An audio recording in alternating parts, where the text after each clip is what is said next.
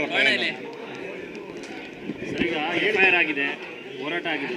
ಕಾನೂನು ಕ್ರಮ ಏನಿದೆ? ಏನು ಕಾನೂನು ಹೋರಾಟ ಈಗ? ಕಾನೂನು ಹೋರಾಟ ಅದಕ್ಕೆ ಆದಂಥ ನಮ್ಮ ವಕೀಲ ಸಂಘ ಏನು ವಕೀಲ ಸಂಘ ಅವರು ವಹಿಸ್ಕೊಂಡಿದ್ದಾರೆ. ಯಾರೇ ರೈತರ ಮೇಲಾಗಲಿ ಯಾವುದೇ ಲೀಡರ್ಸ್ ಮೇಲಾಗಲಿ ಎಫ್ಐಆರ್ ಆಗಲಿ ನಾವು ಹೋರಾಟ ಮಾಡ್ತೀವಿ. ನಮ್ಮ ಜಿಲ್ಲೆ ಪರ ಹೋರಾಟ ಮಾಡಿದಂಥ ನಾಯಕರುಗಳಿರ್ಬೋದು, ಸ್ವಾಮೀಜಿಗಳಿರ್ಬೋದು, ಅವ್ರನ್ನೆಲ್ಲರನ್ನೂ ಕಾನೂನಿನ ಮೂಲಕ ನಾವು ರಕ್ಷಣೆ ಮಾಡ್ತೀವಿ ಅಂತ ಜಿಲ್ಲಾ ವಕೀಲರ ಸಂಘ ವಹಿಸ್ಕೊಂಡಿದೆ. ಅದನ್ನು ಅವ್ರು ನೋಡ್ಕೊತಾ ಇದ್ದಾರೆ, ವಕೀಲರು ಆ ವಿಂಗ್ ನೋಡ್ತಾ ಇದೆ.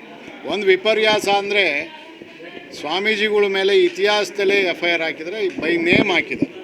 ಕಾರದ ಮಠದ ಸ್ವಾಮೀಜಿಯವರು, ದೊಡ್ಡಗುಣಿ ಸ್ವಾಮೀಜಿಯವರು, ಮತ್ತು ನಮ್ಮ ಗೊಲ್ಲಳ್ಳಿ ಸ್ವಾಮೀಜಿಯವರು, ತೆವಡಿಹಳ್ಳಿ ಸ್ವಾಮೀಜಿಯವರು ನಮ್ಮ ರೈತರಿಗೆ ಬೆಂಬಲ ಕೋರಕ್ಕೆ ಬಂದಿದ್ದರು. ಮತ್ತು ಯಾವುದೇ ಥರದ ಅಹಿತಕರ ಘಟನೆ ಆಗದಂಗೆ ಅವರು ಕಂಟ್ರೋಲ್ ಮಾಡ್ತಾಯಿದ್ರು. ಎಲ್ಲರಿಗೂ ಬೇಡಪ್ಪ, ಯಾರೂ ಕಾನೂನು ಕೈಗೆ ತಗೊಂಬೇಡಿ ಅಂತ ಹೇಳಿ ಎಲ್ಲರಿಗೂ ಬುದ್ಧಿವಾದ ಹೇಳ್ಕೊಂಡು ಹೋರಾಟಕ್ಕೆ ಬಂದಿದ್ದೀವಿ, ನಾವು ಹೋರಾಟ ಮಾಡೋಣ ಅಂತ ಎಲ್ಲರಿಗೂ ಹೇಳ್ತಿದ್ದಂಥ ಸಂದರ್ಭ.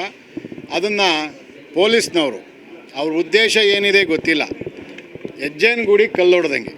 ನಿಜವಾಗ್ಲೂ ಕೂಡ ಸ್ವಾಮೀಜಿಯವ್ರನ್ನ ಮುಟ್ಟಿದ್ದೇ ಆದರೆ ಇಡೀ ರಾಜ್ಯದ ಸ್ವಾಮೀಜಿ ಬಳಗ ಮತ್ತು ಇಡೀ ಜಿಲ್ಲೆಯ ಜನ ಲಕ್ಷಾವಪಾದಿಯಲ್ಲಿ ಸೇರಿ, ಸಾಗರ ರೀತಿಯಲ್ಲಿ ಸೇರಿ ಈ ಸರ್ಕಾರನ ಕೆಡವುತ್ತೆ ಅಂತ ಹೇಳಕ್ಕೆ ಇಷ್ಟಪಡ್ತೀನಿ.